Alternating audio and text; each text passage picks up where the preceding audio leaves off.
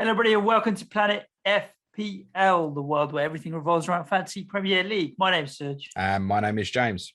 And if a team wins the Champions League, James, we should surely have at least 2-3 of their assets in FPL.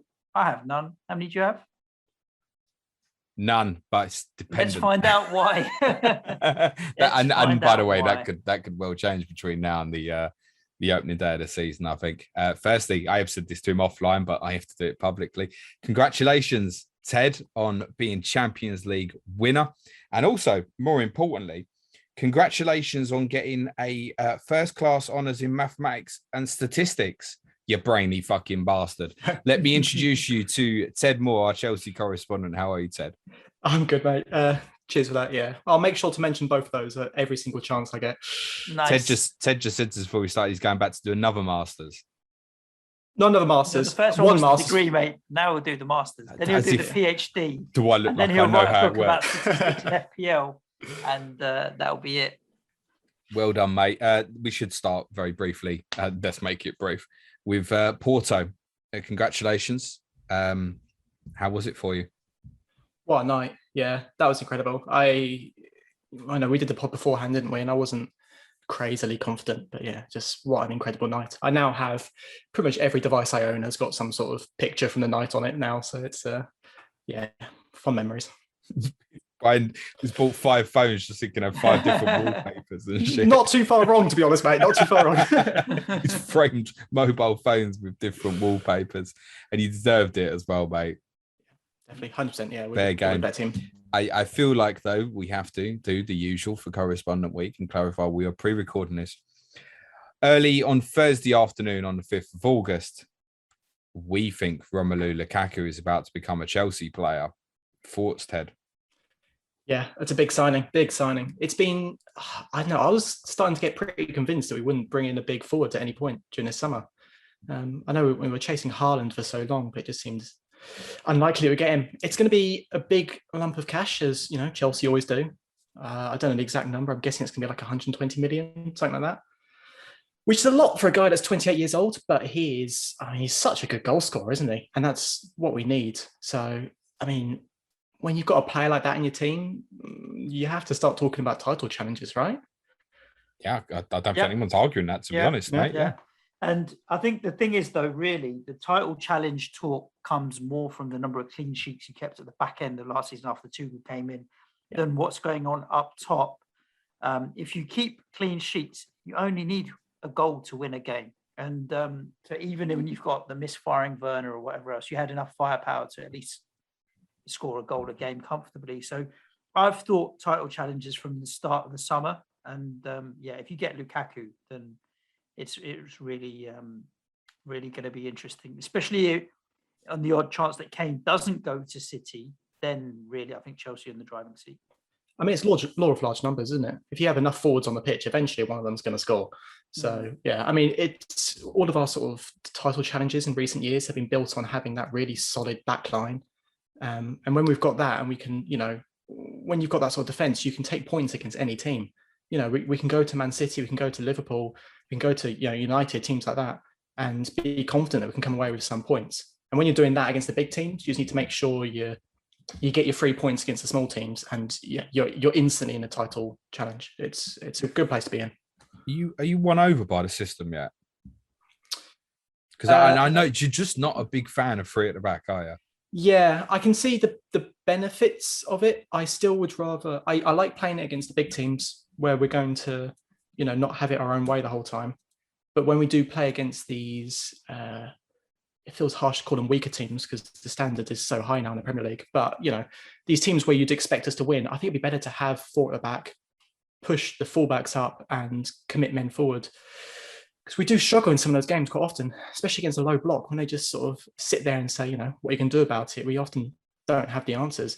I think committing more men forward and being less dependent on having sort of 5 players sit back and be able to constantly recycle the ball for 30 minutes. I think being more sort of aggressive, looking to sort of get behind that back line would be better for us in those games. And I think a 4-2-3-1 would do that. The problem now is when you've got Lukaku, how do you fit them all in? I've been trying to think how to get them all into like a 4-2-4. And honestly, it's a struggle. Like, who goes where? Do you put Mount on left wing? It doesn't really make sense. You also have to put Havertz on the right. None of it seems to quite add up. So, yeah, I'm back to leaning towards a 3-4-3 is going to be the formation we'll have for most games. But if we do that, again, we're talking about having Pulisic, Ziyech, Hudson-Odoi, and probably Werner all on the bench. If you play Kante, it's a 3-5-3, isn't it? Really, let's be honest, 'cause he's worth 2. Kante just permanently is just everywhere, isn't he? We were watching him at the Spurs game it was yesterday when we were recording this now. But yeah, I mean, it's pre-season. He's still running around the pitch like it's Champions League final. I don't know what they feed him, but it is mental. He's phenomenal. Like, I can sum it up best by saying, and I know Chelsea made a lot of changes in the second half, but when he was off the pitch, it felt like Chelsea went down to 10 men. Well, we had Bakayoko on the pitch, so yeah, we did go down to 10 men. All right, sorry, forgotten. You went down to 9 men. To 9 men, but yeah. But it felt like you started with 12. Like, we couldn't get the ball in the first half. And when we did have it, both good goals came from him winning the ball back as well. It's phenomenal. Anyway, if Lukaku does join, and we have to say if, and there's always a risk that by the time this podcast goes out that it's Man City gone, actually, no, we're going to buy him instead. We don't think that's going to happen. We think it is going to happen. But if it does, what price do you reckon in FPL? Oh, that's tough. He's going to come in high, 100%. So I'd go something like 10.5. Really? Oh, same as Vardy? Is Vardy 10.5? Jesus. No, you've got 10.5 Vardy and Kane 12.5. Should we just put Lukaku in the middle at 11.5 then? Yeah, I don't know. I think at least 11.5. No, I think 11.5 or 12 is what Lukaku would come in at. What was he at Manchester United that season he moved? Don't judge players when they play for Mourinho. No, but his price, he was only 11 then, I think. Yeah, I was going to say 11. It's so different though. So much has changed. I feel like they might be a little bit hesitant with new signings coming into the league. I don't know if they'd go safe, but you've got to give them time to settle in, tempt managers onto them with someone that's not necessarily proven. I don't know how high they'll go. Yeah, 10.5 is probably a little low. I'll go 11. I don't know how crazy I'll go with it, to be honest. Do you remember when Lukaku signed for Manchester United, James? And we all had him just because the consistency then, but it was that ceiling of 1 goal. He was just he's going to score 1 goal every game and he might get the odd bonus point. There was never, right, I'm going to put the armband on him because he's explosive and he's going to get me a 12, 15 pointer. And I don't know if that's still going to be the situation if he's at Chelsea where it's going to be Mr. 1 goal per game. Who was the manager? Very much. We've seen him score. Tell me, what was his name, James? I know you like saying his name. Listen, a lot of us have done this plenty of times, captain Lukaku when he was at Everton and stuff, and he scored hat-tricks there and stuff. So I think it's down to who he was playing for. Okay. Pot ruined him. I mean, look at the state of him when he walked out of United. It was basically a joke. Yep. He was overweight, wasn't playing well. He'd become a bit of a laughing stock. They'd spent a load of money on him. No one thinks that now. He's gone and played for Antonio Conte, where you've got to go and work hard, etc. And he looks an animal again. I mean, Lukaku now, don't be thinking Man United Lukaku. Lukaku now is one of the best 5 forwards in the world, in my opinion. So I'd look at it and go, right, European champions spending over 100 million on one of the best strikers in the world. I think 11 is the very lowest it'd be. And to be honest, the number I had in mind is 12. But I think it's got to be less than Kane in case he goes to City. Yeah, it can't be 12.5, yeah, for sure. No. Well, Chelsea got to buy him first. So there's still that obstacle to overcome. But now if they don't, we'll all start with Timo Werner. It's fine. Yeah. If what you believe in the media is right, then he wants to now make that move to Chelsea. And so when a player's got it in their mind that they want to make a move, it does help oil the Declan Rice along. Well, you think he wants to move to Chelsea? He definitely wants to move to Chelsea, doesn't he? I don't doubt he wants to move to Chelsea, but I don't think it's in the same vein. Like, he's not come out publicly ever and said, look, I'm going to move to Chelsea, or there's never been a bid put on the table. This is a completely different scenario where there's a bid on the table and he's publicly said, accept the bid. I wouldn't worry about the bid on the table. Chelsea don't like making their deals public, to be honest. When we first came back in for Lukaku, I was pretty convinced it was a ploy to try and get Dortmund to blink, to be honest. I thought it was going to be a sort of an idea of like, we don't need you. We can get Lukaku instead and see if they'll drop their price a bit. But seemingly we're going full in for Lukaku. But yeah, I wouldn't worry about not having a transfer for Rice. I mean, he clearly wants to come. I'm sure it'll be next summer. I've been saying this for 2 years now, I think, to you, James, but it'll happen eventually. Well, Suj, the good news for you about them buying Lukaku now is you get another year of Rice. Well, I think we were going to get a year out of him anyway this year. I didn't see that transfer happen this summer, but it's one of those where if Chelsea want to buy him, he wants to go, and you've got the money, someone do a deal then. And the fact that keeps getting kicked forward is the thing that makes me. I don't doubt that we'll lose him one day.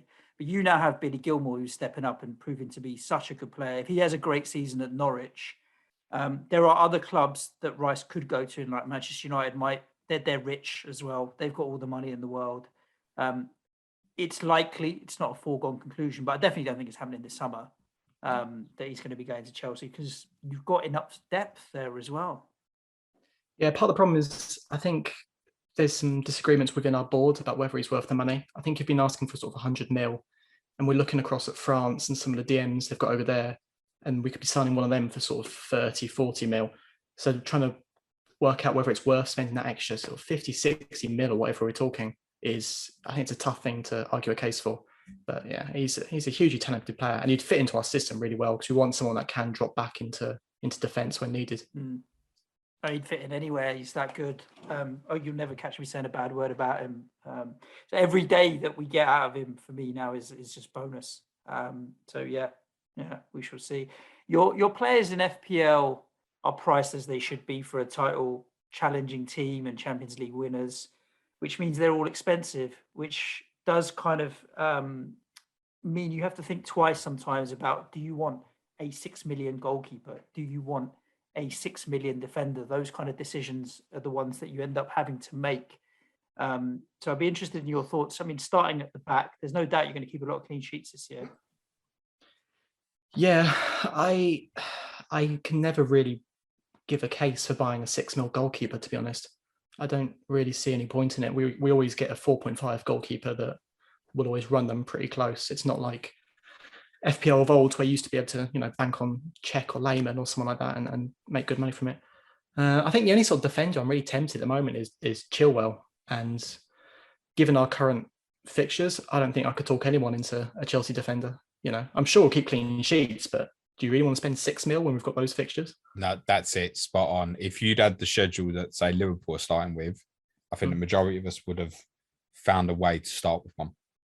I think it might be kind of perfect though, this sort of fixture run we've got, because it's not like you don't have the hard games dotted throughout. We've sort of got 2 periods of hard, 2 periods of easy. So it works out quite nicely for Fantasy Premier League, doesn't it? 'Cause you can, let the dive out. New season jitters get out of the way, get some of those hard games done, and then, load up.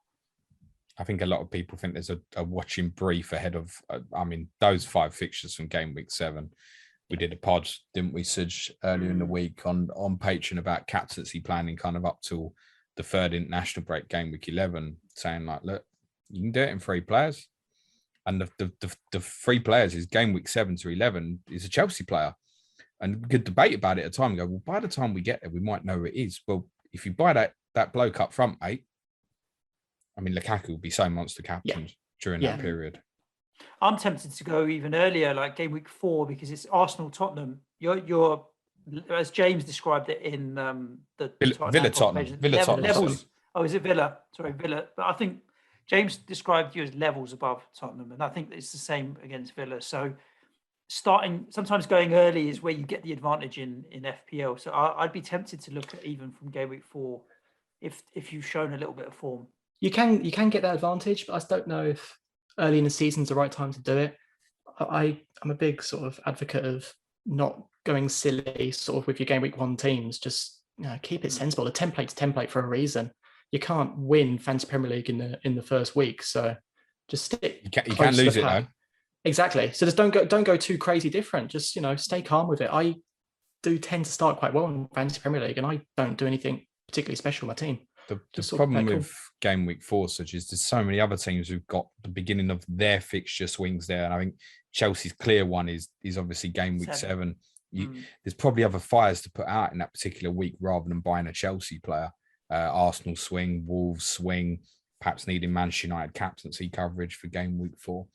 So I think a lot of people who are not starting with Chelsea will only end up buying before game week 7 if there's clear indications of serious form for someone, or something develops where suddenly it looks like Reece James is going to play every game at right wing back because of injuries in the squad or something like they would need something like that, or Lukaku to come in and absolutely burn it up from the start. The impossible question, I think, to start with in terms of likely team for game week 1, Ted, who do you think will play in the wing back positions? Yeah, I don't quite know what's going on with fitness at the moment. I know the English lads have just come back from duty. They are now training again. I'm guessing they're not going to be ready for Super Cup duty. Which is what, Wednesday against Villarreal? Yes, it's before game week 1. So will they be ready? I don't know. There is a chance. I think there's a chance they'll be ready. I mean, I don't think you can keep Reece James off a pitch for too long. But it would certainly be worrying me a bit. I wouldn't start with any of them. I'm also a bit worried about sort of the right side with if we bring Jules Koundé in. Because if he comes in and plays right centre-back, do you take Azpilicueta out of the team then? Or do you move him onto the right side? I don't know. There's just too many uncertainties coming up there. It's putting me off completely. Squad depth starts getting stupid if they're all fit. I mean, you look at Christensen's price at 5 million and go, I'll tell you what, even irrespective of fixtures, if I can have a regular starting 5 million Chelsea centre-back, I'm very interested. But if Thiago Silva's fit, Rudiger's fit, play Azpilicueta there, we see Reece James play there, Koundé can play there as well if he's bought from Sevilla. You start thinking... Zuma's still in the squad. Kurt Zuma's probably going to go, we think. And probably wouldn't be a 5.5 million option if he goes to another Premier League club. But yeah, Christensen would be amazing if he played. I can't see it. Can't see it, yeah. I think there'll be a period during the season where you go, oh, that's interesting for a short period. But at the moment, no. And the depth there in those positions is mad. And in terms of wing-back positions, Christian Pulisic's been used at wing-back in the friendlies over the last week or so.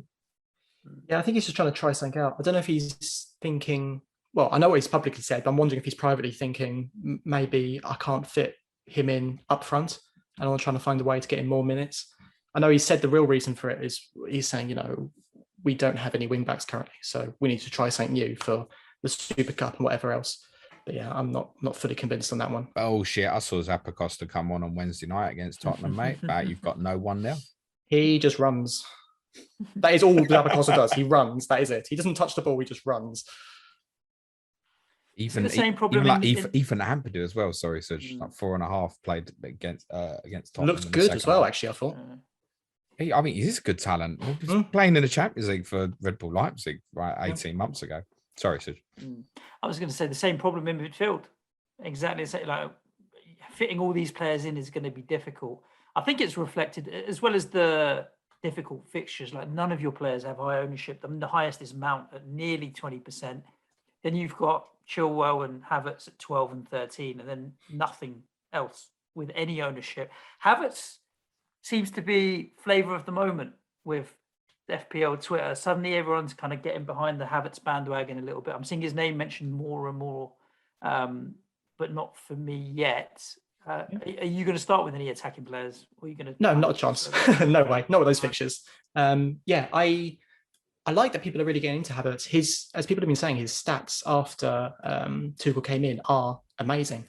Pretty much second best in the league across the board. But yeah, and I think chucking after Tuchel came in and after he got over COVID as well, because that was quite a big deal last year. I don't think enough was made of that and how much it knocked him out. But he has been looking great. It's just a question of, is he going to play regularly? And in the first sort of 6 or 7 weeks, whatever it is he going to get any sort of good fixtures there that will get decent returns from? At that price, I can't really see it. I'd rather go for someone like Mahrez, and he's 0.5 more. But Tuchel's talked about having Lukaku in will be someone that's very happy to play with his back to goal. So maybe that will mean more sort of runs in behind from Havertz, and Lukaku can sort of spin and put a little ball in behind if he's not immediately shooting. So that may help him as well. He's certainly one I'm going to keep a really close eye on, and once the fixtures turn, he's probably the one I'm most keen on, followed by maybe Mount. Lukaku, if he joins. And Christensen when everyone else gets injured. I think game week 7, I'm already thinking in my mind, I would like to, if I haven't wildcarded or am not wildcarding then, which I think is a possibility, by the way, actually on game week 7, I'd want to be rolling the transfer in game week 6. -4 free Chelsea players in game week 7. Southampton, Brentford, Norwich, Newcastle, Burnley. Difficult to get a better 5 in a row than that.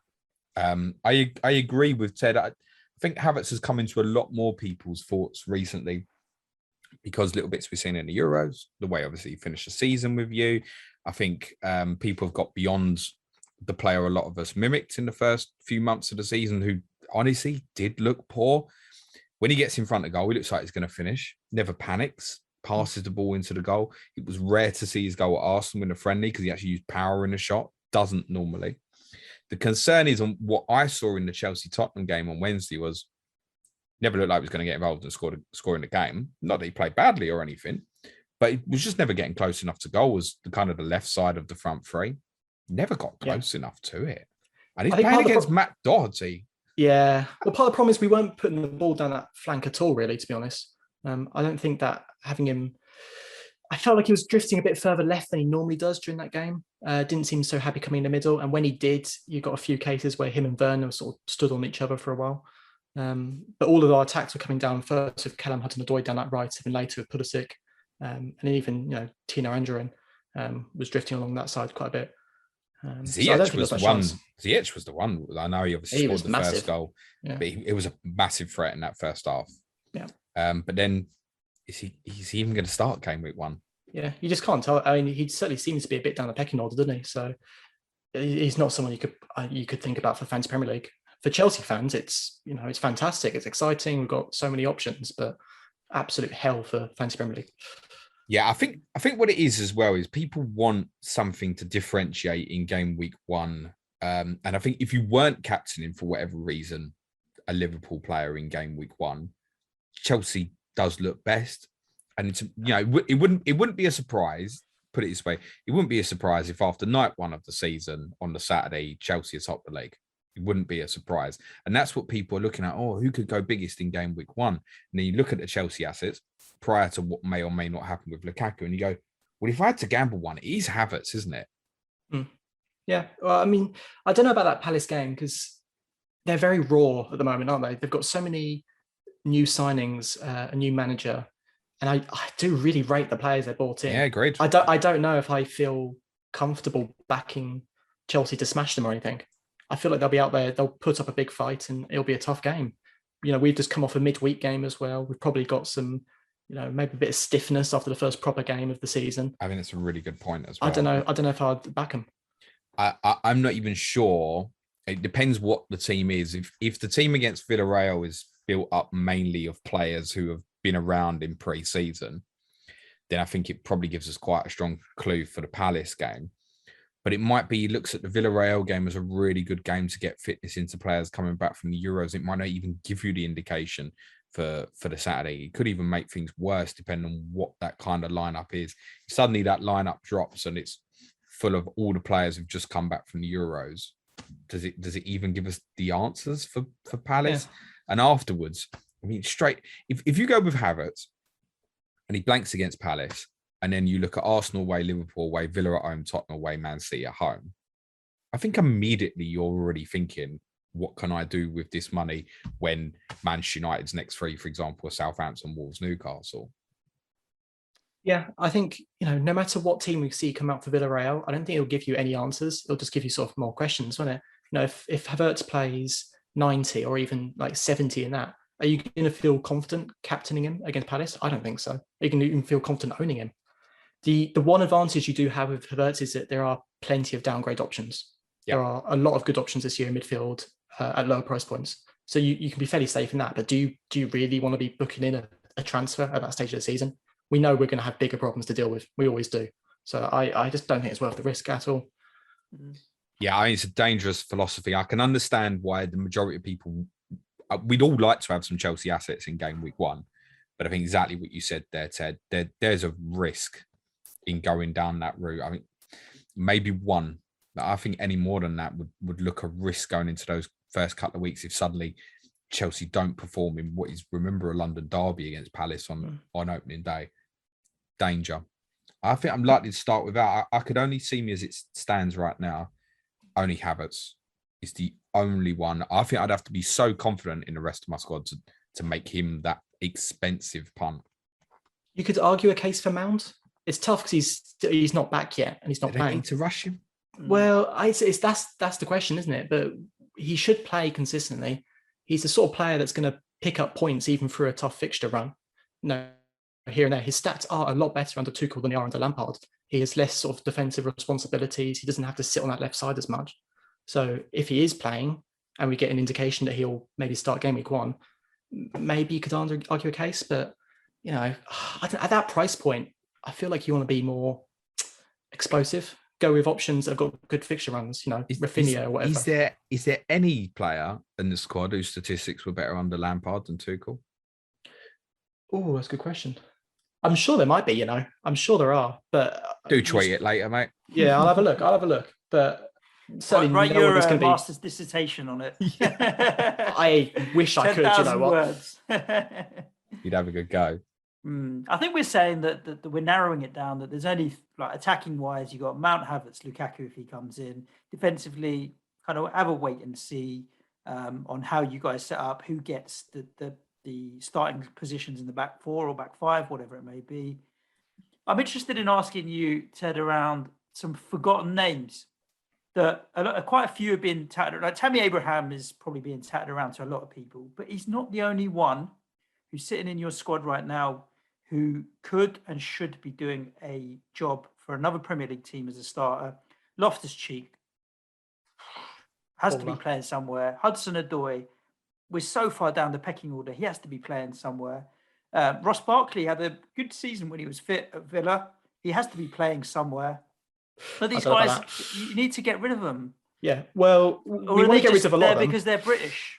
Yeah, nobody wants to buy Ross Barkley is the main problem. There's been a lot of problem. There's a mix of problems. There's been some issues off the pitch that haven't been reported publicly. Shenanigans. Getting himself in trouble, as Chelsea midfielders like to do. Okay, let's leave him out of it then. Loftus-Cheek. He's fantastic. He's a really good player. And will he get minutes at Chelsea? I don't know. I'm so shocked that there's not more vultures coming for our players. Because our squad's so deep and we can't give them more minutes. They've got to come for them. Maybe there might be an element of thinking that later in the window that you'll need to offer, rather than people come to you, that you'll be actually going out and saying, look, you can have Loftus-Cheek for a year. There might be an element of that. And there might be an element from the players as well that they want to wait and see what their options are. I mean, Loftus-Cheek does my brain in, mate. It really does. I could barely speak about a Fulham game last year about him annoying me. And it annoys me because he's got all the ability in the world. Yeah. It's such a shame he picked up that injury in a sort of friendly game. And it just set him back so far. Really slowed his development. But he'd do a job at any Premier League club. To be honest, he's getting the top of the team. But he plays within himself. Yeah, whenever I see him, I just have memories of watching him a couple of years ago and just how crazily good he was. And you see flashes of it all the time. And I'm just sort of waiting for him to really turn up proper. And it could be at any time. I just don't know if he'll be able to do it at Chelsea now. You said you wanted to speak to us about youngsters. Yeah, so we've been having quite a bit of an exodus at the moment. Loads of youngsters having got. Tino Livramento is obviously the one that sort of caught the excitement of 4 mil starting not a starting defender. We'll touch on that later. But yeah, there's been a lot of people saying Conor Gallagher left. I mean, he was not a youngster anymore, but he'd come from. He's still reasonably young. It's only a loan, isn't it? Yeah. No, it's loan. Yeah. So yeah, there's been a lot of comments of people saying, do these players not have ambition? Just giving up, getting not like being able to be in the Chelsea team or whatever. People asking, are Chelsea just doing it for money? I think it's a bit unfair because these players are looking at the current team and all the depth we have, and there's just no roots into the team. You look at sort of Gilmore, and he got a couple of chances, took them. I think we can all agree he took those chances really well, played fantastically, and then still didn't get sort of regular minutes afterwards. It was the same story with Tomori, and now Tomori's gone off to AC Milan and done fantastically well. Lamptey took himself off to Brighton, did fantastically well. Lamptey, I think, set the bar for the the young lads there to see what can be achieved. Yeah, they see this and they think, well, why don't we do that? Livramento, he's sat there and he's looking at, all right, well, we've got Reece James in front of me, who's, young, English, and clearly incredibly talented. Now it looks like Deshaun Sterling's been pushed in front of him as well. Meanwhile, he's seeing reports in the news because, footballers see the same rumours that we do, seeing that we wanted Hakimi or whoever else. That affects a player. He's looking at it and thinking, well, I'm clearly not in their plans. So why not leave? Why not try his trade somewhere else? And I think he'll do a fantastic job at Southampton. He's a hugely talented player. Academy Player of the Year last season. Typically with Academy Player of the Years, they do need a championship loan. Tomori, Mount, Gallagher, who else? Reece James. They all won Academy Player of the Year, but they had to have that sort of championship loan first. But as sort of youngsters go, I mean, Livramento, he's strong, he's quick, and you need that for the Premier League. So if anyone's going to make the jump, it could well be him. I didn't think that was the direction you'd take the conversations, that the players are getting criticism. I think that a lot of the players would be getting credit for wanting to play first team football. I thought the issue, and we've discussed it quite often, is it's a factory, isn't it? Right? Get as many youngsters in as you can and make a margin on them once they become good enough for a certain level. I think with Livramento, you've got a buyback anyway, so if he's any good, fine, we'll have him back. But and you probably stick quite a few buybacks in contracts. But it's more, these are the ones we've heard about. How many more other players are there that are sitting in academies and reserve teams and stuff that should be playing first team football that are not, that we don't know about? Well, there's plenty that sort of come and go, but Chelsea definitely wanted to keep Guehi and they wanted to keep Livramento. They're the two they wanted, but they turned down contracts. You do have players all the time, like Simeo, for example, went off to Southampton this season. Nobody's going to have heard of him, but he's a talented youngster. He'll do well. It's just that he was sat behind all of our current centre backs. He was behind Guehi.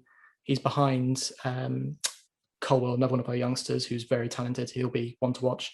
Another one we got from Barcelona, Mobamba or whatever. So these players are just, there's so much competition for places at the moment. And the ones that are turning down contracts, fair enough. But Chelsea fans are being quite harsh to them at the moment, to be honest. Probably frustration.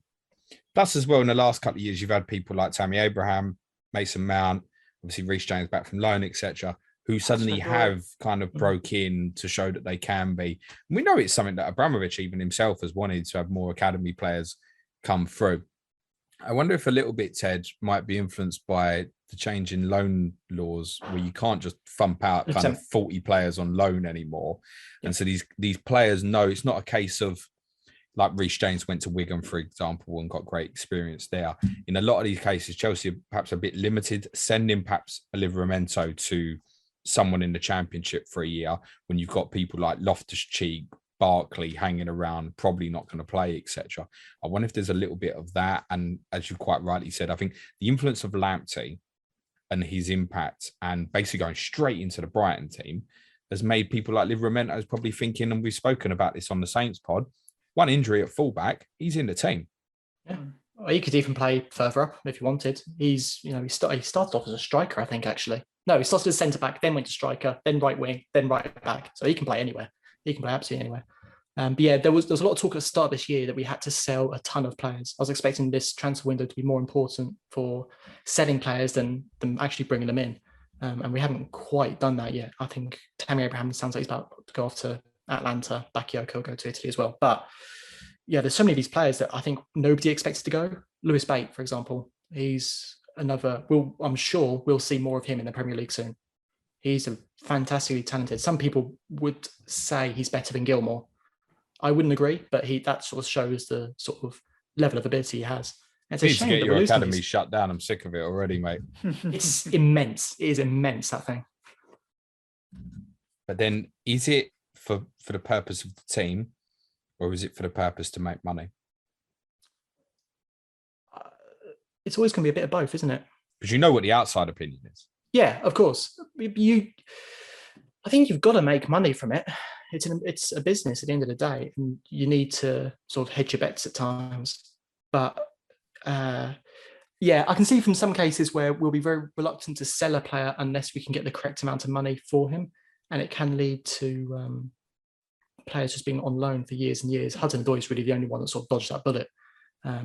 If we criticise Marco van Ginkel, just gone off to PSV, hasn't he? But he's had a bit of a torrid career now because he was such a good shout and never really got to do anything because he spent his whole time on loan.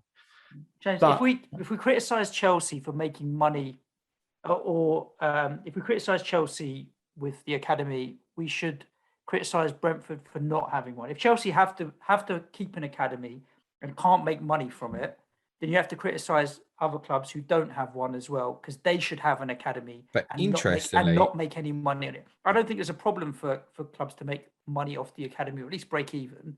No. I'm just, as I said, it's a perception from the outside, right? That's all Chelsea use their academy for. Volume. It'd be interesting to see if Brentford hung around for the next 10 years in the Premier League. It would be really interesting to see if their model changed, because suddenly they can't attract the kids, right? Whereas they might be in a position in 10 years to attract some of these kids from Chelsea, because exactly what Ted's saying, the pathway's in, it's around the corner from Chelsea, right? The pathway might be there at Brentford, and therefore they might decide that they do want an academy in the future. Now, at the moment, their model works, and we know the model works for Chelsea. It's the same as sitting here and going, well, when Thomas Tuchel's in charge of Chelsea in 2023, I don't care how good he's been for the last 6 months. If Chelsea have a shit season, if Chelsea finish 7th this year, they'll sack him. Yeah. And that's what works for Chelsea. It has since Abramovich come in the door. No one thinks Tuchel's going to be manager for 5-10 years. Do you believe that's changed, Ted? No, it's just what we do now, isn't it? And it's the same thing where if we have a problem, we tend to spend money and fix it. We don't. It's a big call from a portion of Chelsea fans to trust the youth, give them more chances. And I think that's where that sort of argument for the youth academy is just there for money comes from. Is because we sometimes when the answer's there in front of us, we tend to ignore it for an easy out. And I don't agree with that. But I mean, we've seen it's successful.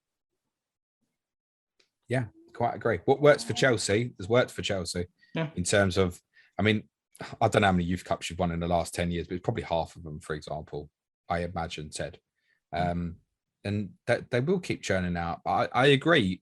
I think it's what's happened in the last couple of years with the players breaking through has made Chelsea fans even more so want more academy players coming, because when you see Mount walking around Porto with a Champions League trophy in his hand, that it has to mean a little bit more than the player who got brought the summer before, who might just go somewhere else in 2 years. You know that there's a chance with Mason Mount, particularly at a club of your size, that he may still be there in 10 years. So it does mean more. Of course it does. To have someone, everyone knows the songs, one of your own, right? It does mean more to have some of your own come into the team. So I get how important that is. And I can't believe I dropped a fucking Harry Kane name check into this podcast. Take over, Suj. It's still a bit sore with James and Harry Kane and nothing's sore. It's a Tottenham player, but that's dangerous when we pre-record everything at the moment. Indeed it is. Where do you think, Ted, you'll finish? Without Lukaku, I'd go like 4th. I think it's going to be a really tough year this year. With Lukaku, I'm not cocky enough to say 1st. I'll say 2nd. But we've got to be in the talk, you know. Yeah, for the benefit of those on the audio, Ted's face was saying 1st, even if he said something different. Yeah. I'm a with Lukaku top, depending on whether City get Kane. It's top 2 for me. Chelsea are top 2, one of those 2 places, and it's not going to be a lot in it between them. What are you thinking, James? I think Lukaku obviously could be a bit of a game changer, and I think the big 4 are well away from everybody else, as we've said a number of times. I think consistency will be key. I think it's easy to look at Chelsea's squad. I mean, literally just talking to you, Ted, as we're listing players, you think they're so well equipped to go and win this title with the strength defensively now. But it's easy to forget the strange 1-0 home defeat to Arsenal, the strange final day defeat at Aston Villa. Whenever we play West Brom. Whenever you play West Brom, which you probably won't have to do until we meet them in the FA Cup 3rd round this year, mate. So there are anomalies, and I think it's easier to forget the Arsenal Villa games than to forget some of the really good performances we've seen from Chelsea. Lukaku's a difference maker because unquestionably, Chelsea did not score enough goals last season. And if Chelsea scored the same amount of goals this season scored last season, they will not win this league. And at the moment, with the squad you have, I'm not convinced that you'll punch far in excess of that, actually. So I think Lukaku might be the difference maker. Yes, absolutely, you could win it. Consistency will be the key. And I think, to be honest, that goes for 4 clubs anyway. If anyone has a spell like Liverpool had over Christmas, you're fucked, right? It's over. You can't. The spell that you had when Lampard got sacked, that spell in December of Wolves away, Everton away, and a couple of other games where I think you were top going into those. And then suddenly it was gone. It was finished. So you can't afford a period like that. Consistency is absolutely critical. I think that's part of the problem when you've got so much squad depth as we do. Building that sort of consistency, having the same team week in, week out, getting that confidence up is so tough. So having someone there that will reliably score goals, especially weirdly enough in the easier games, those games where you just have to win, you're expected to win them all. We just need someone there that will score those goals week in, week out. Because without that, we start dropping silly points. And when you start dropping silly points, even if you do well against, the top 6 teams, you're not going to win the league. No. I got one last question for you, Ted. Go on, lad. Go on, quick, and I give you 15 seconds to do it. Predict that game week 1 team. Oh, God. So it'll be Mendy in goal. I will go Reece James at right wing back, even though I'd like to know a bit more about that current situation. I think Azpilicueta will be ready to come back. I don't think Thiago Silva will be, so we'll stick. Sorry, guys, you've run out of time. You get the rest on Patreon. 3 names out. Rudiger, Chilwell. Christensen, I'll go at centre back, right centre back, Rudiger. Again, I'll say Christensen will start game week 1. I'm trying to figure out. I don't think Thiago Silva will. I don't know what's going on with Zuma, and the rest of our squad could be out on loan. So I really don't know how to call that. That's the only reason I say him. Okay. Left side, I'll go Chilwell, but it could well be Alonso. Who knows at this point? Probably Kante, Kovacic in the middle. Guessing Jorginho would give a bit of a rest as he enters, and then probably Havertz, Werner, Ziyech, and give Mount a bit of a rest. Yeah, I don't think it'd be far away from that. If Lukaku's done by the time this podcast goes out, do you think there's a chance to start game week 1? Don't know what his fitness is like. Don't know how he's looking at the moment. It's hard to say. I'd guess no. You tend to ease these sort of players in, don't you? Get them used to the system. And how many Chelsea players do you think you'll start with in FPL? 0. This is interesting, Suj. 2 English clubs played each other in the Champions League final 2 months ago. And the correspondent from each is probably saying they're starting with 0 players from their club. So it's a Manchester United correspondent. He's saying probably 1 player from Manchester United to start the season. I'm pretty sure the next correspondent won't say that. And why don't we throw in Leicester, who won the FA Cup? And I think yes. Aaron was on 1, maybe possibly Harvey Barnes as a real outside pick, but probably not. That's it. It's interesting, isn't it? So tell me, where are we going next, James, so that the correspondent tells us how to fill our team? We're going to Anfield to speak to Dan Lord, FPL Loco Lord, finally about a team Liverpool. that I've got 3 players from, so I don't mind that. I've got 3 already in. Looking forward to catching up with Dan. I wonder if it will be as straightforward as we think it will be. Probably. So, Ted, thank you so much for your time. Just tell the listeners where they can follow you on Twitter for any new ones that we've got that haven't come across you before in any of the Clash of the Correspondents. Yeah, at Rotation FPL. Indeed. And James, that's it. Stay safe, stay safe, listeners. Find our patron if you want to. Chat for now. Amazing sales pitch there, Suj. Good luck for the season, Ted. Be nice to each other, everyone. Cue music, please, man.